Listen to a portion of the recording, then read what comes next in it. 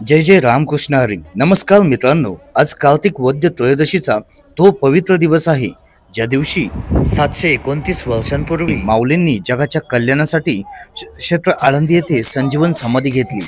आणि आज आळंदीच्या या पुण्यभूमीवर भक्तीचा एक अभूतपूर्व महासागर उसळला आहे. मित्रांनो, भक्तीचा महासागर कशा पद्धतीने या ठिकाणी आनंदनगर मध्ये फुलत असतो याचं उदाहरण म्हणजे आपण बघू शकतो. खूप सुंदर पद्धतीने हरिनामाचा गजर या ठिकाणी आज चालू आहे. मित्रांनो, आळंदीत सध्या केवळ गर्दी नाही तर चैतन्य आहे. पहा, इथल्या वातावरणात एक वेगळीच ऊर्जा आहे. इंद्रायणी नदीच्या काठापासून ते मंदिराच्या गाभाऱ्यापर्यंत सर्वत्र मंगलमय सजावट करण्यात आली आहे. संपूर्ण आळंदी नगरी आज माहेरा वाशिनीसारखी नटली आहे. माऊलींच्या समाधी भेटीसाठी महाराष्ट्राच्या कानाकोपऱ्यातून आलेल्या प्रत्येक भाविक आज इथल्या मातीला, इथल्या हवेला नमस्कार करत आहे.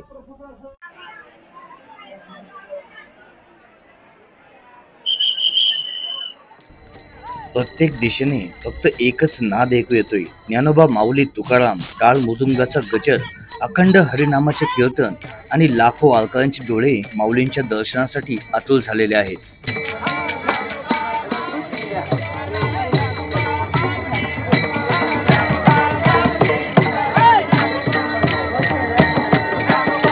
संत ज्ञानेश्वर माऊलींचा जो संजीवन समाधी सोहळा आणि हे भक्तीचं स्वरूप आज या ठिकाणी आपण अनुभवू शकता. खूप सुंदर असा सोहळा होतोय मित्रांनो.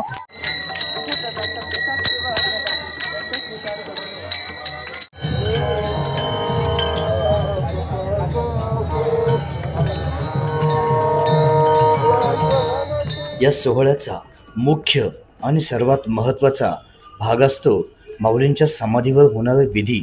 पहाटेच्या मंगलवेळी माऊलींच्या समाधीवर पवमान अभिषेक आणि दुधारती झाले आहे. 11 ब्रह्मवृंदांच्या वेदघोषात ही महापूजा संपन्न होते आणि दर्शन रांगेतील पहिल्या दाम्पत्याला या पूजेचा मान मिळतो.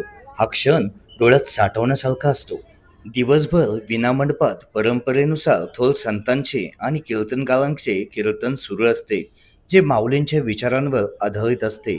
हे कीर्तन ऐकणे म्हणजे प्रत्यक्ष माऊलींच्या विचारांची अनुभूती घेणे असेच आहे. अनेक महिन्यांपासून या सोहळ्याची वाट पाहणारे वारकरी आज माऊलींच्या समाधीच्या दर्शनाने धन्य झाले आहेत.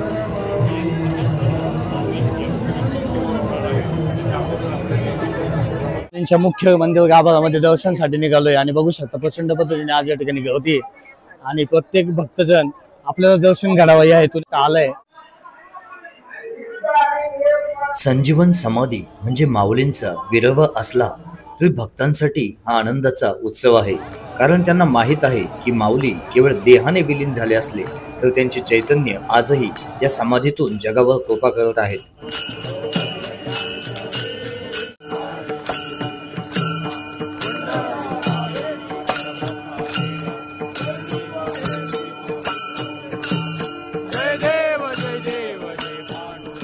ही आहे महाराष्ट्राच्या भक्ती परंपरेची ताकद. हा आहे ज्ञानेश्वर माऊली नावाचा महिमा, जो पिढ्यानपिढ्या आपल्या संस्कृतीला आणि आध्यात्मिक विचारांना जिवंत ठेवत आहे. आता आपण संत ज्ञानेश्वर माऊलींच्या पालखीचे दर्शन घेतोय. मित्रांनो, खूप सुंदर असा हा सोहळा आज संजीवन समाधी सोहळा आळंदी नगरीमध्ये झाला आहे. संत ज्ञानेश्वर माऊलींनी आपल्या पसायदानामध्ये जगाचे कल्याण मागितले. आज या पवित्र दिवशी आपणही त्याच विचारांची आणि भक्तीची ज्योत आपल्या मनात प्रज्वलित ठेवूया.